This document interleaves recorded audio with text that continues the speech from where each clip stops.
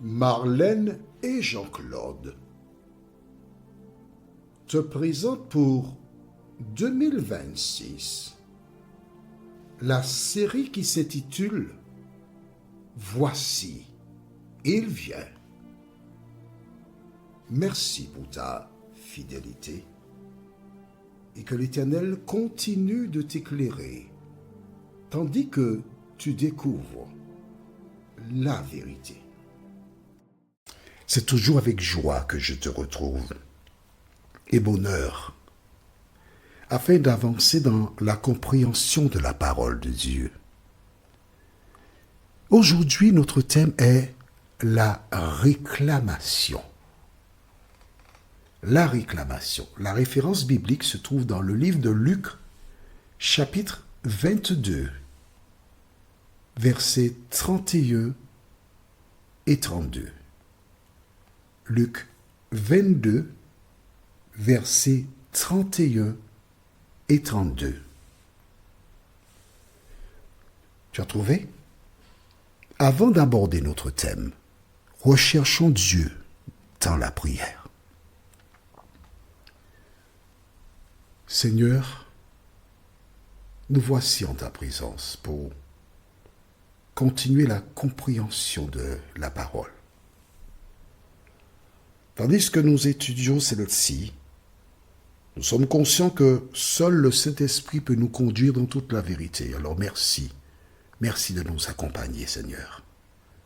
Aide-nous à grandir encore en toi, nous t'en prions.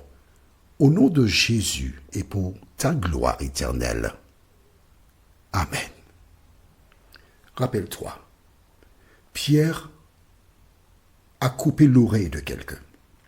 Tu imagines un chrétien qui a un coutelas qui coupe l'oreille de quelqu'un. Il est disqualifié.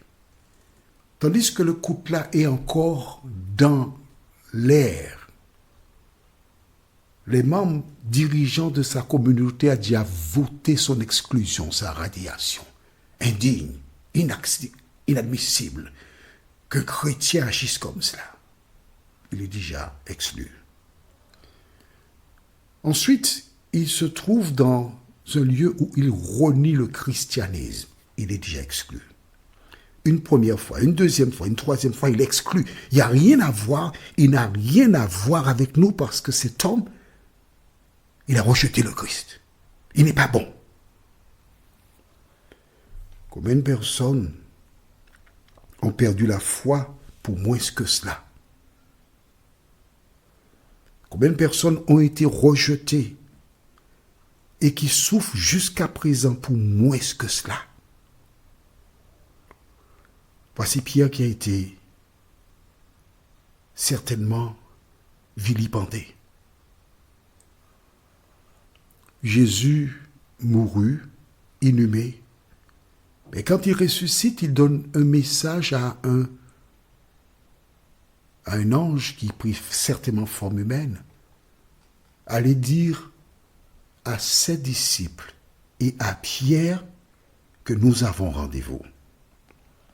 Aujourd'hui, le message que Dieu m'a donné pour toi, c'est qu'il t'a donné un rendez-vous sur la mer de verre. Il t'a donné un rendez-vous sur la mer de verre. Tu as entendu? C'est avec lui que tu as rendez-vous. C'est lui qui a laissé ce message aux femmes. Allez dire à mes disciples et à Pierre. Enlève Pierre et mets ton prénom. Quelques jours plus tard, Jésus retrouve Pierre en tête à tête. Il a retrouvé la joie. Ce que j'aime avec Jésus, et je t'invite à lire la Bible, lis les évangiles. Et quand tu auras lu les évangiles, tu sauras comment te comporter à l'endroit des membres de ta communauté. À aucun moment, Jésus a dit à Pierre, alors Pierre, bien que je t'ai averti que tu m'aurais renié, Pierre, tu as pris ton épée pour couper l'oreille d'une personne. Est-ce que ça me représente, Pierre? Est-ce que c'est ce que je t'ai appris à faire? Pierre, dis-moi. Je t'ai averti que tu m'aurais renié. Tu m'as rogné 3 fois. Tu as injurié, tu as fait ci, tu as fait ça. Jésus n'a jamais demandé d'explication à Pierre. Il n'a jamais fait de reproche à Pierre. Il a aimé Pierre. Et quand tu aimes quelqu'un, tu ne parles pas de ses erreurs, de ses péchés. Tu parles de l'amour de Dieu et du retour de Jésus de Nazareth. Mais Jésus est plus profond. Lisons dans le livre de Luc chapitre 22, les versets 31 et 32. Luc 22, versets 31 et 32 déclare: Le Seigneur dit, Simon.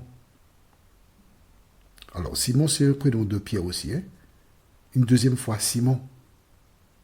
Satan vous a réclamé pour vous cribler comme le froment. Cribler, cela veut dire le tri. C'est un tri. Le criblage, c'est séparer ceci de cela. OK? Mais j'ai prié pour toi, afin que ta foi ne défaille point. Et toi, quand tu seras converti, affermis tes frères. Je relis cette deuxième partie. Mais j'ai prié pour toi, afin que ta foi ne défaille point. On s'arrête ici. Toi qui m'écoutes, dans tes rapports avec des femmes, des hommes, des membres de ta communauté, est-ce que tu as permis à ces personnes de garder la foi ou as-tu détruit leur foi? Au nom de Jésus, entre parenthèses, au nom de l'amour pour Dieu, as-tu détruit des vies? C'est sérieux, oui. Ne prends pas ça à la légère. Il y a des gens qui prennent ça à la légère.